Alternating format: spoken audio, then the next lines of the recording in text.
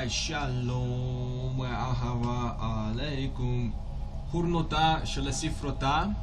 And we're back once again discussing and going over and really elaborating and revealing upon Tikuni Hazohar. This is an ongoing series. I'm going to try my best to get the essence and the basics of all 70 Tikuns up here on YouTube for those who Hashem guided to watch the videos, which is not a lot, but if that's what it has to be, then that's what it has to be. So here we're back with Tikun number 5, and just to recap, before we spoke about the perfection of Adam, the perfection of his mate, the Tselem Elokim, the two counterparts of the divine masculine and divine feminine, coming together to create perfect / complete unity, right? Of the holy name, her perfection, from every sphera to sphera, which are the paths, meaning that I guess you can say Hashem is perfect, and therefore his ultimate manifestation is perfect. Okay, some people want to call this Mashiach. Okay, I could see that being Mashiach in Tikkun Dalet, because Dalet is like Adonai, and that is Adonai is another term for Mashiach. So Baruch. So we begin like this. This is one of my favorite Tikkuns because it elaborates on where it says in the Zohar about the Hurnota de Mulka, which is in the Zohar. If you go to Bereshis Aleph, the very first, technically after the Kadma'ah, you read through all of that, which is awesome, and then you go to the actual commentary to the Torah, where the Zayhar starts. Really, Bereish Hurnota de Mulka. This part is fascinating because he kind of ties in a lot of things here. So we have the chief magician of Mystery Babylon's very lucid translation, and of course I'm going to be reading in Aramaic and kind of translating for Torah purposes. So Torah Shir. And here we go. Bereshis. What's Bereshis? In the beginning, Beis Reshith, right? So Beith Reshith. There's two beginnings. So you start with the one, Bereshis, in the beginning, and then it automatically can alter dimensionally be two, Beis Reshith. So there's the two in the one and the one in the two. Okay? That's the rule of Ava. Nikuda behei kalei. Again with this clay, this kalei, clay or kli, right? Or kal or yikal, right? So this is very esoteric wording. You see, it's like a base, and then this is the same base as Bereshis with the nikuda. And then you also see that these are two hays with two yods that are surrounding a kal, and this kal has a kametz and a pat and a tseri, which are only in the rosh, and this is only in the rosh. These are things that you open up that Zohar, and it's Tikuni HaZohar, and you just read the introductions from some of these rabbis, and they tell you like, like Torah, you cannot forsake one nekuda of Zayhar, Tikuni HaZayhar, because we realized it's that interwoven, and the Zayhar is from the same place the Torah is from. So this Nikuda Behei Kalei is this point in its palace. Wehei Nikudai hi Machshava Setima. This point is concealed thought, or you can also translate it to Machshava Setima, a concealed thought. It is a singular concealed thought, but it's also, within the construct form, Machshava Setima, is concealed thought as a noun. Okay? Ad hakiha Eliyahu is the man legabei de Rebbe Shimon Amar le Rebbe. So at this point, meanwhile, behold, Eliyahu happened upon Rabbi Shimon. He said to him like this: Rabbi, Rebbe, and then wehabes paticha ihi behold, the letter base is open. Indeed, it's open. This is what makes a base, because you can go into a base, you can go through a base, you can go with a base, I guess, if that makes sense. Im ken b'mai ihi machshava setima ba. If so, how is the thought enclosed in it? So here Eliyahu comes with this genius question, because it's like a paradox, right? The base is concealed thought, but yet the base is open. So how can the thought be concealed in it, right? It's such a mystical question, because inside this base is a concealed something, but yet the base is open. So you're like, it's a very valid insertion there. So ele bereish hurnota de malka. So this is the tikkun to this part of the Zohar. Bereish Aleph. He's quoting from Bereish Aleph Zohar. Botzina de kardinutha kad medin meshicha hay nekoda nefik minei kau desetim netzitza. Okay, hahein machshava kejuna da mem sofis. How do we go from Breish Churnota de Malka to Mem Sofis? Okay, this is a general question that if you can explain it, you understand how the base and the Mem relate, because their combination is 42. But anyway, it's thought. Okay, so it's like this. In the beginning / head of the world, the Kim Bereish Hurnota de Malka, a hardened, impenetrable spark. Botzina de Kardunata, when he measured the cord, Kad de Medid Meshicha. So the Meshicha, which can also be repronunciated as Mashiacha or Mashiach, okay, is actually could be translated as the cord, which is the line that connects the spheres. Okay, the completion of Adam is Mashiach. The cornerstone of humanity is Mashiach. That's a very fundamental principle. So Ele Bereish Hurnota de Malka is at the head. This is the head of the king. So when they say king, they're talking about the Godhead. Botzina de Kardunata is within the most center point of the Godhead. Kad Medid Meshicha, who is crucified, or in the Greek it really means amplified. He's the salvation is amplified in that place. Hai nekuda. This is a point. So this point went out from it, the line which the spark conceals. Okay, nefik mineku desetiman nitzutza hachein mechshava kejunada mem sofit. Its thought is like this: in the beginning, the letter mem was closed. Bekadmei hi mem setimai. So in the beginning, this letter mem was really closed mem. And you'll notice that it kind of looks like a base, except for there's a vav kind of closing it all off. So the point is that they're trying to explain to you is that there's a sequence that creates these letters, and the sequence happens to be in the alphabet, and the order of the alphabet happens to mirror the order of creation, which is the law of correspondence, which is like as above so below, which is like Chesed Gevurah Tiferet above and the Netzach Hod Yesod below, and then Malchut to complete them, to unify them, etc., etc., etc. This is all the same process, but all the iterations of it. So here we're in this unique iteration where we're revealing what's this Nikuda in the base. This Nikuda in the base. It's open, but the fact that it's open means that it's concealed. Okay, so there's this sort of flip-flop algorithm that goes on that causes us to constantly go back and forth about what things mean, and this is on purpose. Basically speaking, it's a closed mem. Okay, this is the Talmud starts with Mayim Masai.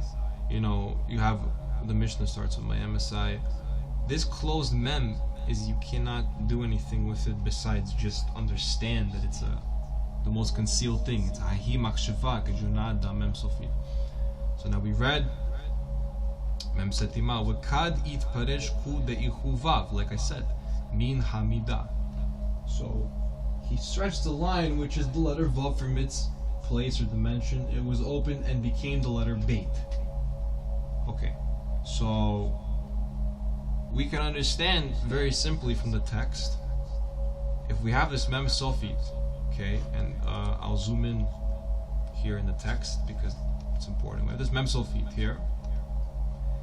If I with my mouse take away the vav, it kind of, you can see the base, right? You can see that there it is. You just imagine an extension here. There is the vav out, is the base.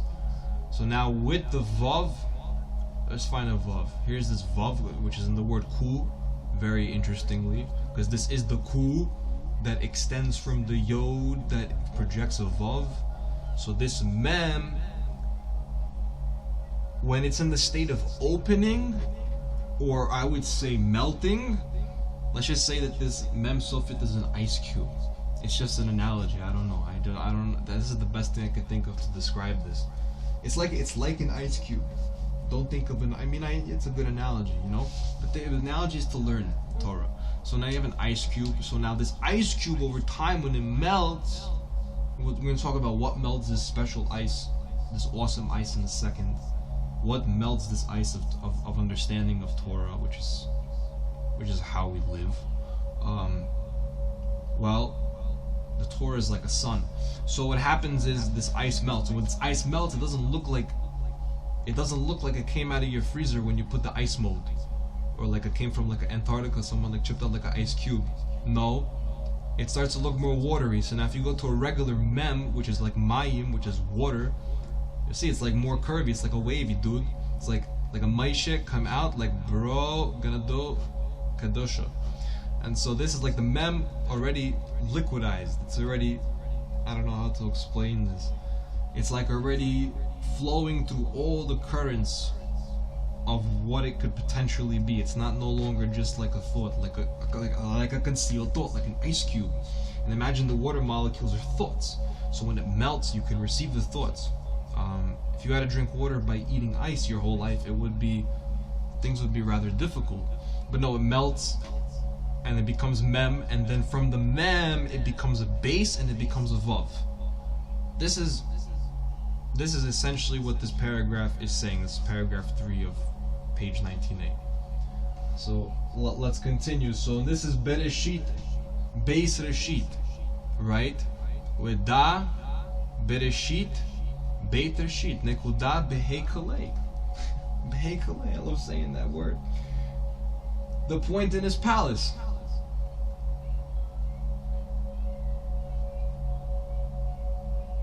Okay. And again, this is a sequence. So now if we went from ice to liquid, the next stage would be gas, which is air. So now the base, we don't just have a world, which is like a base, but we also have a vav that's split from that, which is the sun. So there's like a light, a Torah, and there's a universe that splits from the cosmic waves that emanated from the, I don't know, Kadmanic plane of Akasha, from no point in particular time, just from truth. Like, right? Like, that's like, your places of reference no longer become physical, they're like embedded in text. So this is what it is, and it's like a tradition, and people learn this and they're like, holy crap, this is all on paper? There's no technology? No, there's no technology. Because Hashem has to authorize whatever, and we don't know those things, you know, we can't handle this. Hashem does a lot of mercies for us. Okay, so we keep it reading like this. Wakadi hi mem setima, hi mem rabtha, mil marbei ha-misra. From Sefer Isaiah Yeshayahu, Paraktet, chapter 9, Pasuk Vav, which is verse 6.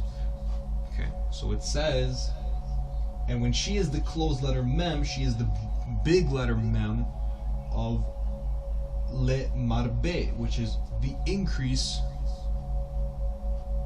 hamisa of his priesthood or his religious community. Ve'ith avidat iska uvjina itmar legibei kala. So this is some interesting mystical language, because to allow it to rhyme like Rashbi does, it's a very good understanding of Aramaic. And you were made a ring. Because of it, it is sent to the bride legibei kala, teheli mekodeshet be tabaat zomem. You will be holy to me through this ring. Okay, so now this is not just ice cube. It's a ring. And this ring is a concealed thought because you're just getting married. I'm young, but I can imagine that putting on this ring is like accepting a closed thought, like a secret. You don't know it, because no man knew her like that, But you put it on, you're like, okay, Hashem Melech, He knows what's best, and we go forward. But eventually what happens is, well, we keep reading, oh, about her it is said, one ties an unfinished substance and puts it in a ring. When no'it be'iskawe hi lachiwar wala somak wala okam wala yarok wala jiwan kula. So now he's citing further down in Bereshis Aleph. Perhaps also in the Kadma'ah. So now we have, and she is not white, red, black, green, or any color at all. Zohar, okay, it is Zohar Bereshit. And when he stretched the light to enlighten, it became many colors to enlighten.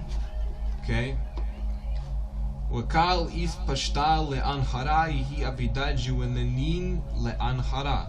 Also like a river, like a rainbow, right? This is kind of like Noach type stuff. When he first emanated this point shone in all directions everything. It just illuminated everything. If you were to look into the universe, you could see everything. Until then came the creation of darkness. And what that did is it colored in everything. And what's amazing about Rashbi's works and words is that you can't polarize them. What he writes is so centrally polarized. If you go left or you go right, you'll find yourself twining back to the middle. It's so intricate, because these colors are then, the fact that she can't be classified by any of this information tells you that then therefore these colors were the first thing that came out of her to form the primordial Sephirot. These specific colors, which is white, black, green, and red. And it's a very, very deep mystery, and Hashem knows best. Interesting.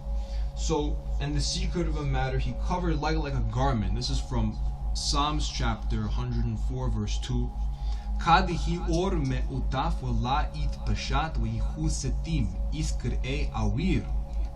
So check this out. People talk about spiritual alchemy. I'm like, okay, where's the source, right? It's like, where's the source? Where's the source of information for most of these? I don't want to be mean, but goyim, right? Like the nations, they spread stuff and they teach stuff and the diagrams and the this and the that. And I say, where is your information? Because here the Tikuny Hazar in Aramaic, which is older than this entire Aeon, pretty much, says like this: when he is light, covering himself and not stretching himself, he is concealed. He is the aether, right? So Avir is usually translated as air. I think air would be Aleph Yod Resh. That's why in English we say AIR, because it's the same exact fucking word. It's the same word that they had in Hebrew we have in English. For the sake of emotion, I added in a little spinner there, but don't mind curveball. Okay. So the Torah is going to explain how this Yud started to was sort of put next to the word or, and immediately it's exactly what you get. Okay, and I'm gonna try to explain it as best as possible, but it really isn't the letters, and it's kind of beautiful. Okay. Wow. So basically, this word or and this yod is what is important. So out of this aether, there was this yud that was sort of isolated. And from this yud that was isolated came out or. What is or? Or satim be'et yud. Told you. Nekuda be'hei kalei. And this is the same exact arcana that is just being reiterated within the very deep Kabbalistic sequences here.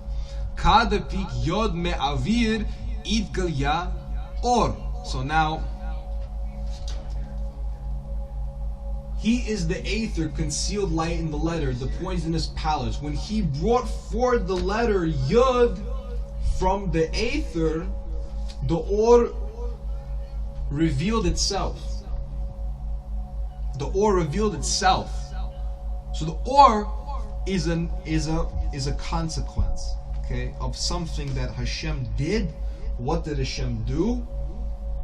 He brought forth the letter Yud from the aether. He brought forth the letter Yud from the aether.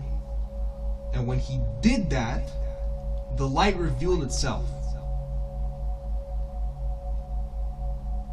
So every single every delineation, right? People question what is the quintessential virgin soil of the Holy Land alchemically and kabbalistically made of. What is it, right? What's the secret of Mother Mary, so to speak, or Bina?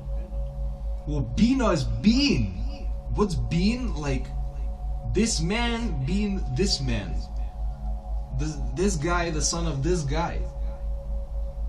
So you have these guys, and they're all related to each other. And so you know, but in the grand sense, what's the word that tells you that? It's bina, or being, or ben, or bana, or banot, children. But it could also be classes in children, such as parent-child relationship, which is a deeper level of understanding of all this. So this nekuda behei kilah, it kind of appeared, this yod was separated, and boom, letter base, or came, and then that or was looked at as good. That's rachis. So you read bereshis, you just get this flash. And so v'dayichu vayomer Elohim yehi or, vayehi or. From bereshis parak aleph pasuk gimel, v'chamer zimnin or inun be'avodah de bereshis. And this is, and God said, let there be light. And there was light. And 5 times this or, they are in the works of Genesis. We'inun hey, these are 5. We'aleihu itmar. And upon it is said, Yeshayahu chapter 40 verse 12, Mi madad b'sha'alo mayim. Okay, so what is this mi medad b'sha'alo mayim? Who has measured in the hollow of his hands the waters? Okay. And this hollow in his hand for the waters is going to represent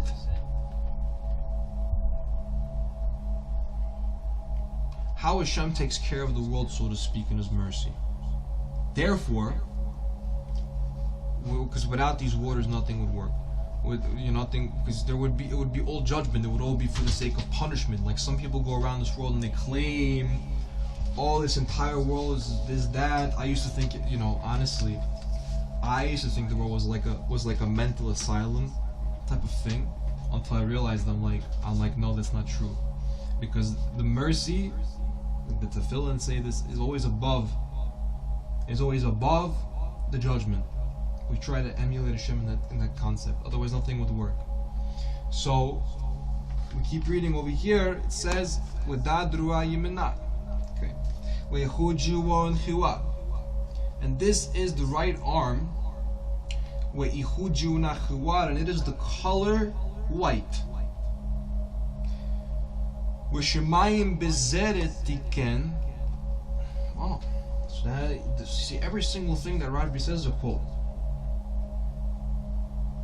And he meted out the heavens with a span. Wadad ruah smala. Here. Wedeihu juanin sumak. And this is the color red. Wakal shali shafar haaretz. And the earth with a handful, also by a third. So the handful is like a comets. And the comets could also be a third, shelish, or shalish. Da gufa amudadam sagita wedad juwan yorok. And it is the color green. The original middle pillar was not yellow. It was green. What does this mean?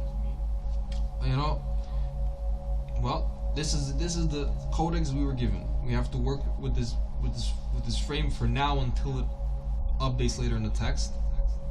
But sticking to the point with shekel befesel harim, and he measured in the scale the mountains,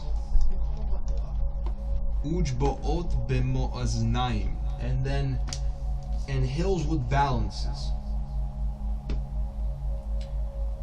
So now he ends here,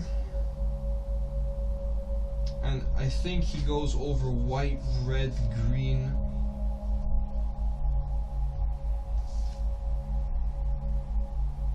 Yeah, and then the very last color, the darkness, he kind of gives a teaching on Netzachot, Yisad, and Malchut. So we will continue. And so the two pillars of truth. Trei samkei kishot. Wahai hei ihi if pashtat le'anchara bechamesh jiwanim. The two pillars of truth. And he stretched this hay to enlighten 5 colors. And they are the 5 occurring light in the creation account. Okay, so there's 5 occurring lights which correspond to these 5 colors. Deyinun chamesh zemnin or yodihi medadila. The yod is their attribute.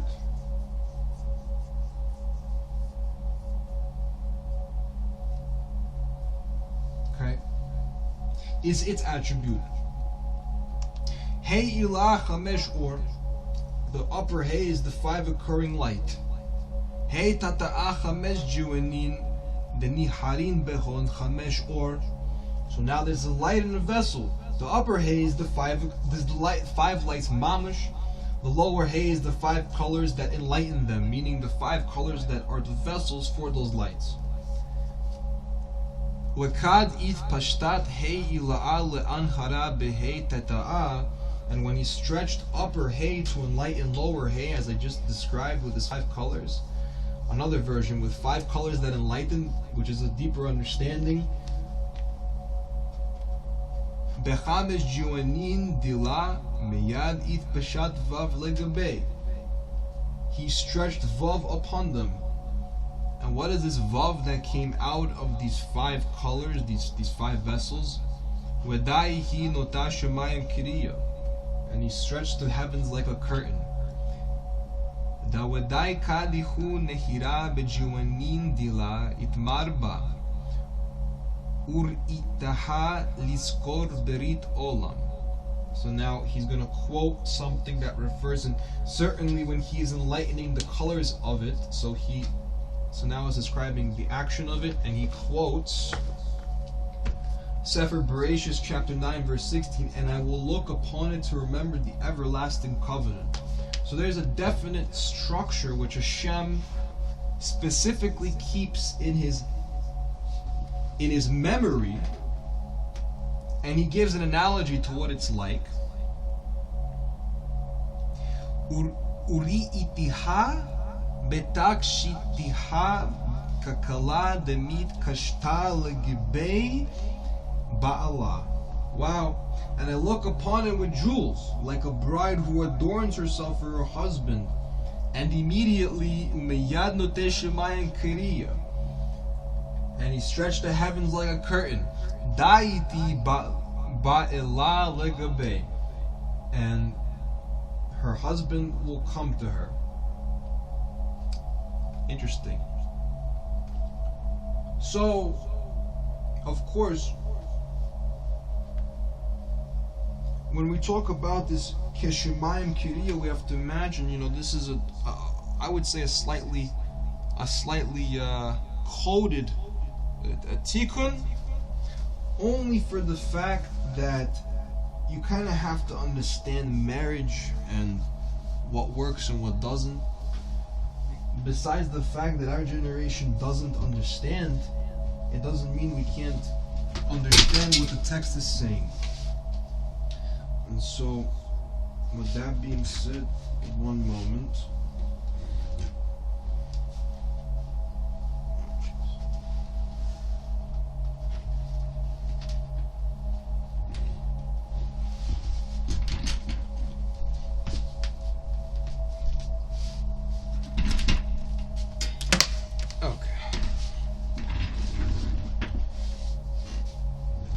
So her husband will come to her. So this is referring to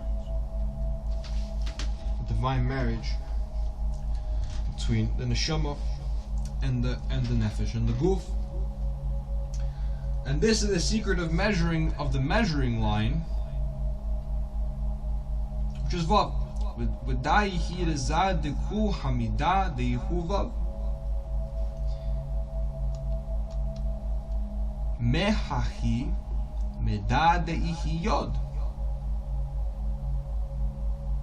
From it is the attribute / measurement which is Yod. So there's a measurement, there's a Chokhmah, and from the Chokhmah comes this attribute of the Chokhmah of the particular object or the subject matter which is occurring or in question or being spoken about or being learned. All this binot, fine. And the vav is from the aspect of attribution to this specific matter, to the var or to the chaychmi or to the pasuk, wherever, or to the mamar, wherever. Ubatar deihi netla shema kadisha. And the other, which takes the holy name, which contains a yod and a vav, Baruchu ith avidatihu midah mitata leila, was made the measurement / attribute from below to above. Kama din kuda yod ihi midah leaser yiriyah.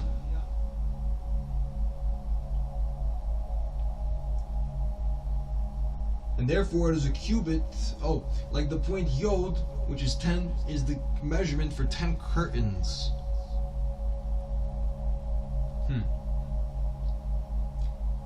So the Sephiroth, the curtains. So they're not necessarily like things on their own.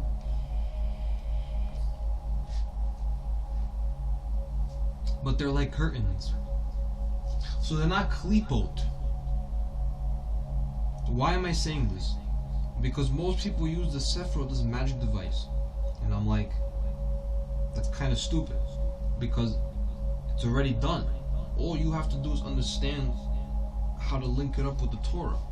Then the real holy mat, whatever you want to call it, the Kedusha starts. And you understand, you're like, oh, you're not supposed to take this away from this. You're not supposed to separate Adam. You know, metaphorically speaking, no pun intended, you're not supposed to separate humankind from itself, because then, you know, the Gibrim rise and all this stuff. So what did he have to do? He had to create the system which is like the length of a band. So let's understand. Therefore, it is a cubit from the side of the letter Vav. So now, this Yod and this Vav are one thing. However, they have two states. They have a state of it being concealed in the Yod or being revealed in the Vav, but they're essentially two iterations of the same thing, which is a curtain. Kalila me'aser emot. And so included from 10 cubits. Hadahu dikti, this is what is written in Exodus Shemot, chapter 26, verse 16. Eser emot orech ha'kaidesh. V'dayot. Eser emot. What is Eser emot? The 10 cubits shall be the length of a band. Orech not hakadosh. I mistake the R for a dalet for a second. Like, okay, it's hakaresh. Excuse me, right? Which is a band. Well, karesh could be a band, but it could also be like a frequency band, which I think is the precise definition. So there is this spectrum of 10, which conceal God from His creation. Right, here it is with da Yod, which is the first letter of Hashem. We may Hey, next letter of Hashem. Ila'a, the upper Hey, and this is Yod. The cubit is the upper Hey. So within itself, the measurement, which is called an Aeon from Pisto Sophia, which is called a Hey Ila'a, is a cubit, and half a cubit, half an Aeon, 1,000 years. V'chatzi Haimei Hey Hatata. Orech hayir'ei ha'achad with Vav. So the Yud iterates every 2,000. Well, no, the upper Hay iterates 2,000. The Vav iterates 1,000. And so now, so the upper Hay iterates 2,000. The lower Hay iterates 2,000. The length of one curtain is Vav. So when you start to read it, when you read this in the Torah, it looks pretty practical. Hashem says, here are these materials, create for me these sanctuaries, and they do it. It's in the Torah. You could read how it was done, and it's very simple. Hashem commanded it. He didn't make it extraordinarily difficult for them. In fact, it was very clear, and they did it. Aaron did what he had to do. Moshe did what he had to do. It's not like Hashem wrote a Torah and He didn't give them doing what they had to do. They all did what they had to do, you know. But in this sense, we see that Hashem, when He requires, when we get the esoterics of the constructions, they start to lose their rationality in the physical world, because they're not really talking anymore about measurements physically. They're talking. I mean, you can go there in the Peshat. That's fine. And that's kosher, it's great. But in the esoteric matters, they're all constructions of the temple of the mind. And so we went over this bejin, the itkare matzah perusa lechem oinas. This is pretty important. Because it is called a pizza matzah. Why do we call the lower hay half of a cubit? Because it's called a pizza. It's a pizza matzah. So what's a piece of matzah look like? It's a flat surface. It's like a map. So every 1,000 years, the small aleph becomes a big aleph. It goes from a little piece, it goes to a big piece of matzah. Poor man's bread, meaning that only with alephs, without the base nikudah behei kalei, you're not expanding. You're in a mystery. And when the point rises to the letter aleph, when you have a base to put the aleph into, and then the point matters to the letter aleph. So this base, whether it's a book, whether it's tefillah, whether it's the Torah, whether it's anything kadosh, rises to the aleph, which is closed aether, it is called a what? It is called a closed fist and handful. That's basically what it's called. And so let me just make sure I'm here on track. Matzah parasa lachem oinei v'hayat koda kasakala gabe aleph. Okay, when it rises to aleph, the yichu awira setim itkarei comments. Here we go. So when the point rises to the letter aleph, which is closed aether, not air. It's not air. If it was air, it would be very easy it wouldn't be creation. It would be like everyone would have God mode. No, it's aether. Aether is received through thought.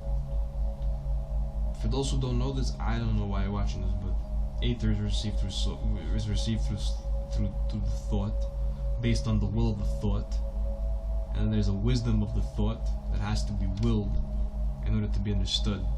And so this base rises, this vessel rises to the aleph, which is the God. It's a concealed aether.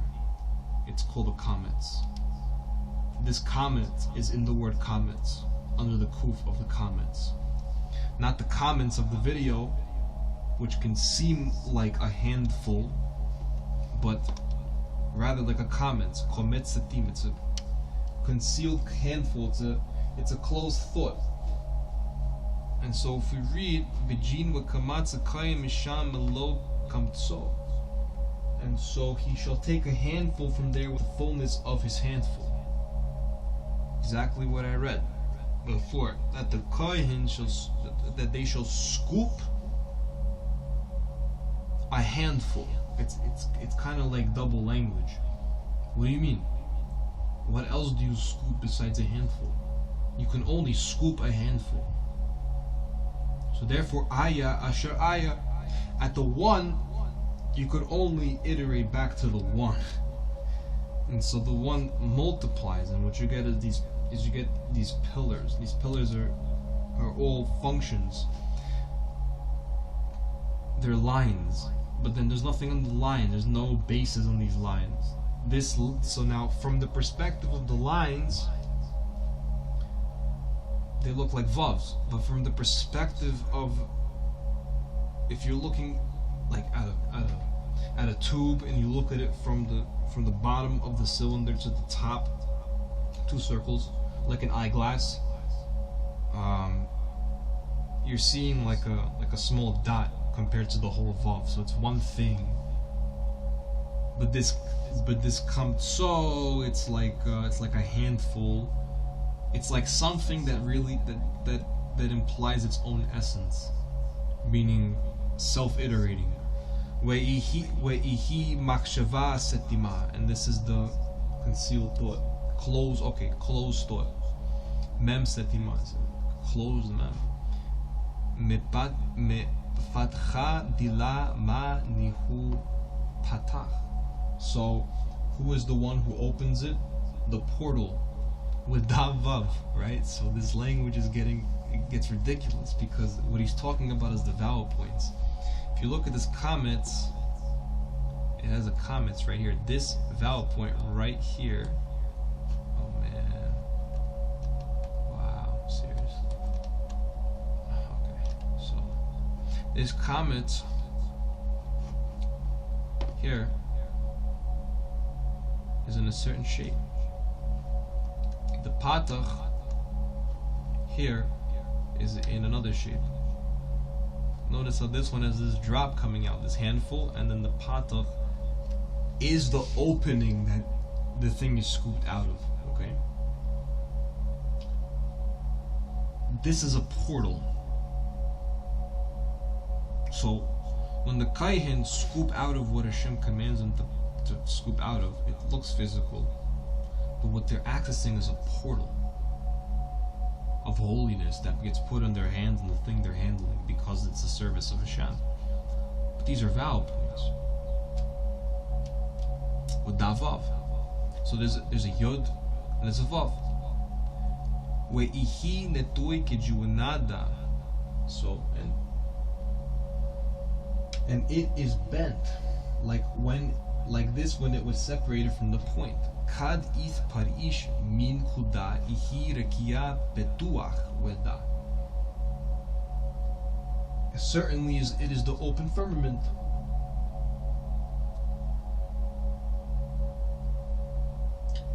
And so the Vav is the open firmament. The comet is held within the base, which can be the concealed thought, really in the closed mem. So the closed mem and the base create a very special sequence. And we spoke about that sequence, I think, in the last Tikkun, or a Tikkun before that. And so I'm going to make a part 2. But for now, we see that everything up to this point was introduced to give the illusion to the fact that the vowel points are a system by themselves or within themselves. And the way in which this works is basically you could only get these keys in Hebrew because these are Hebrew in Aramaic. These are Hebrew vowel points. So does that limit the world to understanding? In a sense, it does, because the language is within itself. It comes to people. The word of Hashem comes to people. Everything that we see happening is just a result of multiple factors of sensory perception. Because we look up and we see, and then they say, Patach einayim v'hinei mi bara ele. You look up into creation, really, and you say, who created all this, or all these matters? And you realize that Mi Ele is Elohim, is God. And you start to realize, so in order for this to be, for me to come to this concealed thought, which is the base rising up to the Aleph, there had to be a separation, which created a Vav in the base, which is the base, a body. Vav, you can say, is time. So what I had to do is combine the body and the time together. Meaning what I do with my body corresponds to the times of the construct. And when that synchronizes a mem that forms, then that mem gets solidified into ice, usually through coldness, through suffering, through bitterness, all these correspondences. And what ends up happening? It becomes a closed thought. So the way we approach God, God inverses and approaches us. He starts with a closed thought, and it eventually gets to a way we can go into it, base, and understand it, and get all of its forms in midrashim and halachos and with the vav, right? The zerayin pin of the text, which is what it is. And so when it starts, we're gonna get into this in the next video. No Sheikh Achaya, the Yihim Tzad, the comments, starts to speak about some really interesting stuff regarding what translates here over the living creatures, but I'm going to give a different translation, and then relate it to something that's found at the very end of Zohar, which is the path from the top of Atzilut down to the resurrection of the dead. I'm not going to get into the whole thing, but there's a special part which has to be quoted in order for this to make sense. But with that being said, I hope you all enjoyed. See you back for the next video. If you stayed to watch, if you're interested. If not, I hope you got something you could learn. That being said, shalom.